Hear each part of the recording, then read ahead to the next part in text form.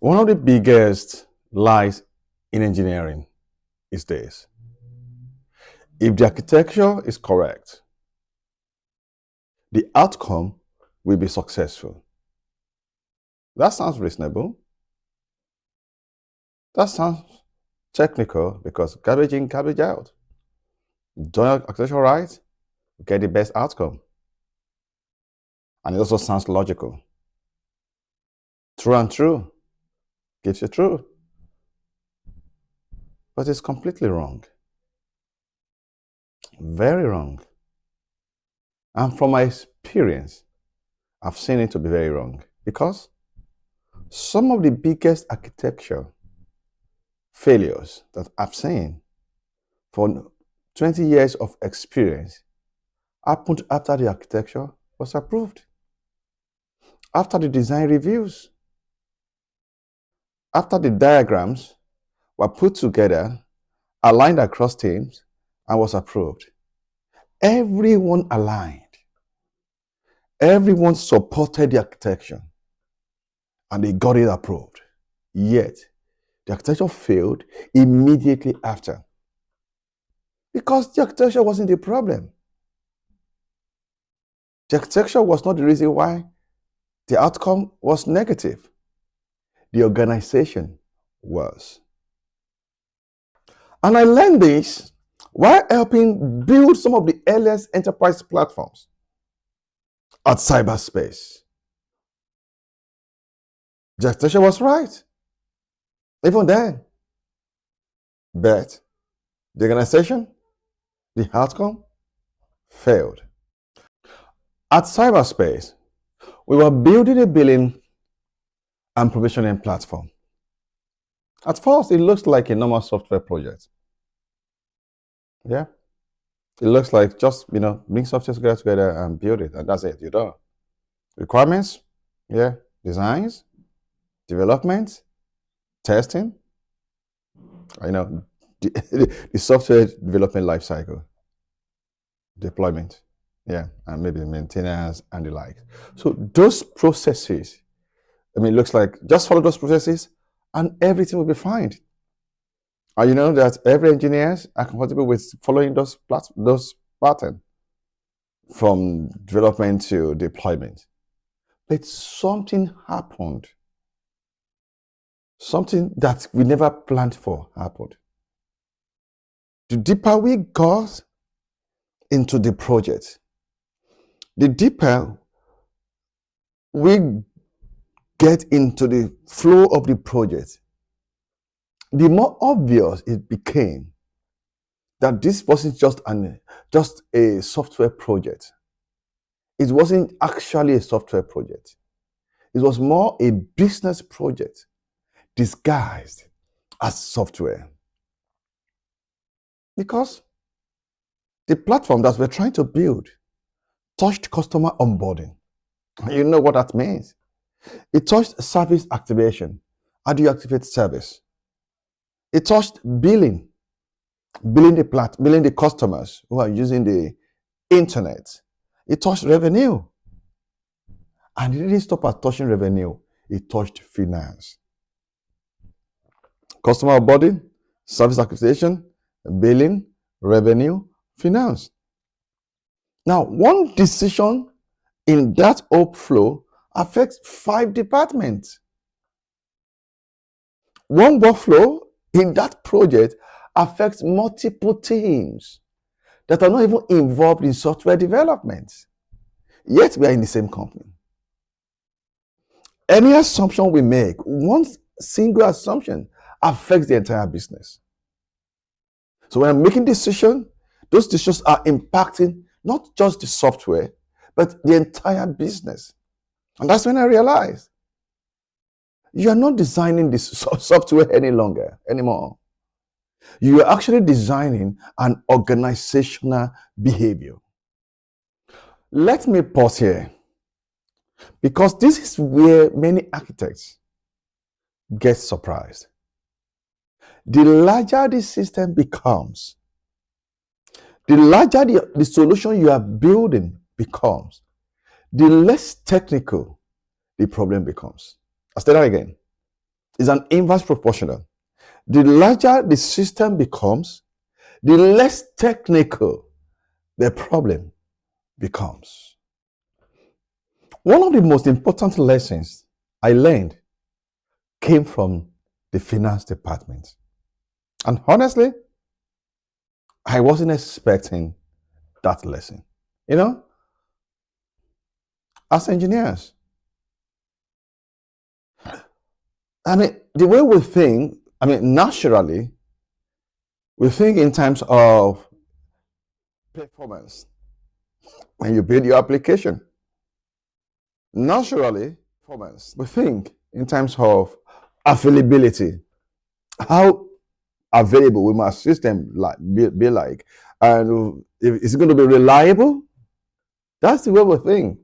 We think around reliability naturally. That's who we are. That's what we think about it. But for once, in this instance, I've got to think differently. Yeah. Because the finance team, we're not thinking about performance, availability, reliability at that point in time.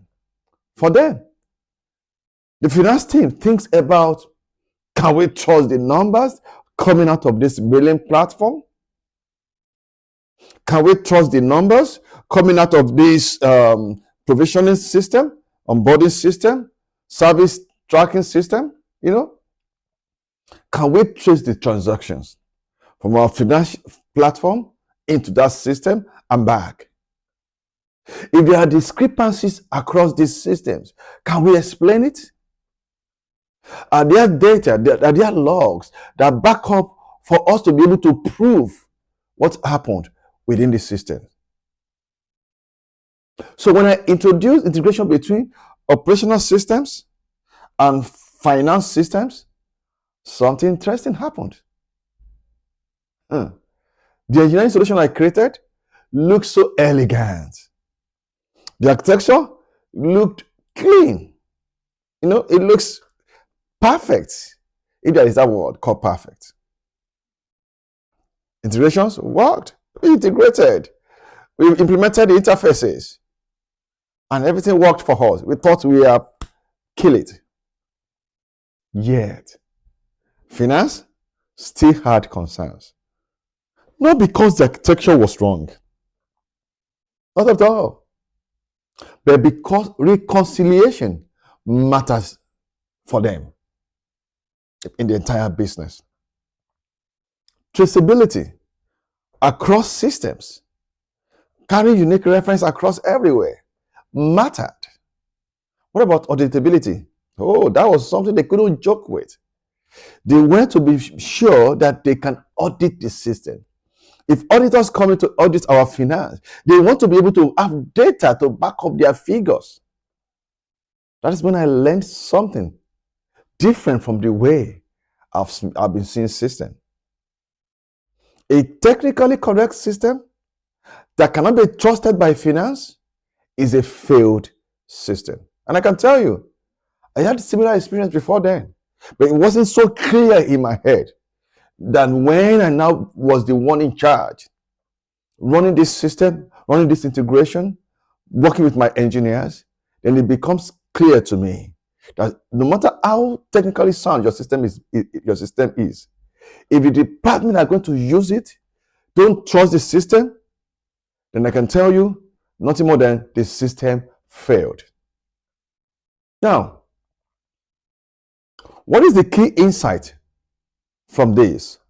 All of this.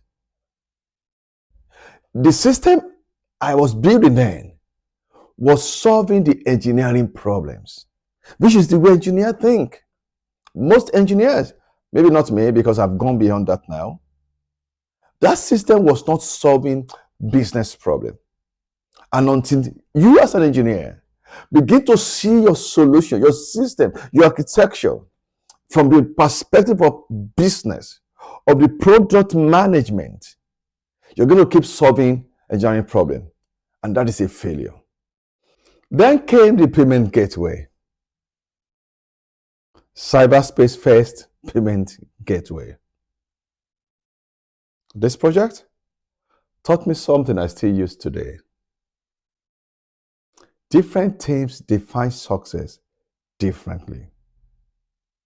Not same way. Engineering success?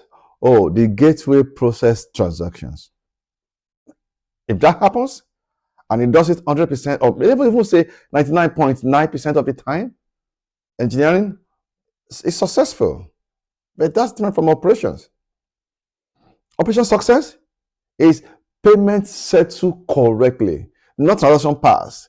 Payment after everything has been done, settled correctly. See the difference? What about finance? For them, success means money reconciles, account balanced. At the end of the month, at the end of the day, they are able to balance their money, their finances across their ledgers, across their accounts. If they can do that, then the project is successful. What about customer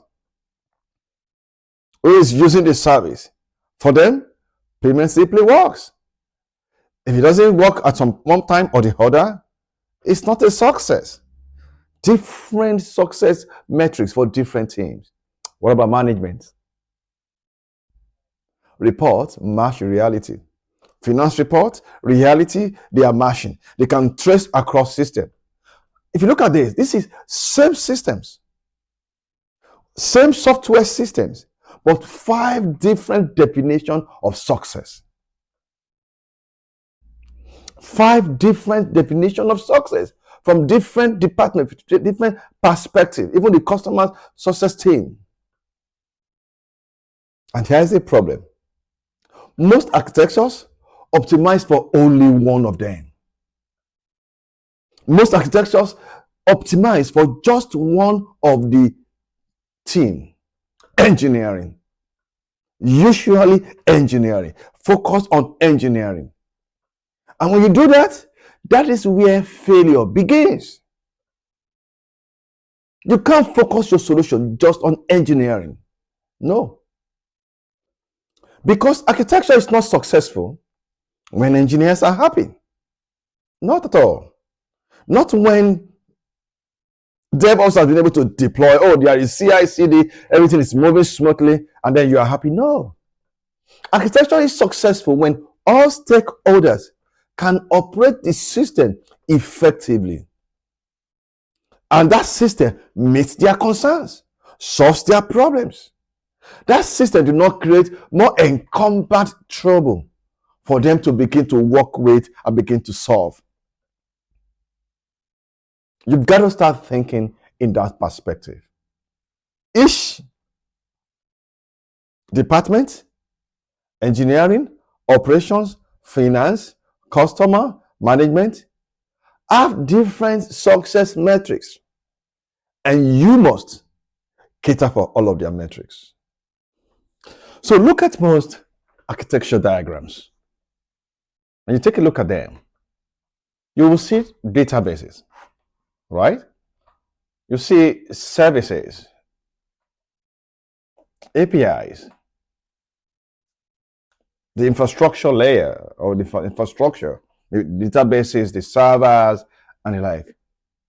Most of the time, when you look at those architectural diagrams, anywhere, pick anyone up right now, what you won't see in those architectural diagrams is finance. You're not going to see finance. You won't see finance. You won't see support, right? You won't see finance. You won't see support. You won't see operations. You won't see service or operations. You won't see leadership. Not at all. Because the focus is always around engineering. But this finance, leadership, support, operations, customers, and the like, they are often real constraints when it comes to architecture. Because they have expectations. They have requirements. So you need to understand this, that the architecture diagram is not the system. The organization, all of these various teams and departments, it is the system. And if the organization cannot support the architecture you are creating, that architecture you have created will eventually fail, no matter how elegant it looks. See, this is the key thing that you must know. Architecture doesn't fail where architects expect. It fails where organizations struggle. Earlier in my career, I asked, is this architecture correct? But now, I ask differently. I don't ask is this architecture correct? The question I ask now is, can this organization, this team, organization does not mean the entire company, but team involved, can they successfully operate this architecture I am building? That is a much harder question, because now you are evaluating much more than engineering. You are evaluating communication across those teams. You are evaluating ownership of different parts of the system you are building. You are evaluating capability of the people that are going to use the system. The mental capability even is there. You are evaluating the processes that needs to be in place if that system is going to be successful. And then you are also evaluating leadership. Do we have the right leadership to kickstart this into operation? So you're not just evaluating technology, and that's what I do today. I evaluate all of these areas, not just focusing on technology. And that is where architecture becomes leadership. That is where architecture becomes something real, because you are going out of technology. You're not leaving technology behind. You're still staying with technology, but you are looking beyond technology. You're looking across the spectrum to see what is leadership doing, what is finance doing, what is that doing, communication, alignment, processes, and the like. You're putting everything together to make sure your architecture can support the business. When I look back at the first payment gateway that I built while at cyberspace, the billing platform, the provisioning platform, the finance integration work that I did there, there's one thing that is common across all of these projects. One similar lesson I learned across all of those projects. And what is that similar lesson? Same lesson is that the architecture was not really the problem, was not the primary problem of all of those systems. The biggest challenge I saw was alignment. Alignment across teams, alignment across departments. The biggest challenge was ownership. The biggest challenge was communication. The technology simply exposed those weaknesses once we started. And sincerely, that's why, even when your architecture is correct, even when you have made correct architectural decisions, you can still fail. Not because your architecture is wrong, not because you don't know what you're doing, but because the human system around your architecture was not ready. And if the human system is not ready, your architecture is going to fail. In the next video, which I'm going to be releasing maybe next week, I will show you what happens when systems become so large that nobody fully understands those systems anymore, and why architects are forced to make decisions with incomplete information. If you are interested in architecture beyond codes, beyond just hitting your keyboards, beyond diagrams, holding your mouse and drawing on Lucid, on Draw, on Archimate and the likes, and beyond frameworks, just bringing frameworks together to use like I just mentioned, then subscribe. to this channel. Because real architecture starts where technology stops. Real architecture starts where technology stops.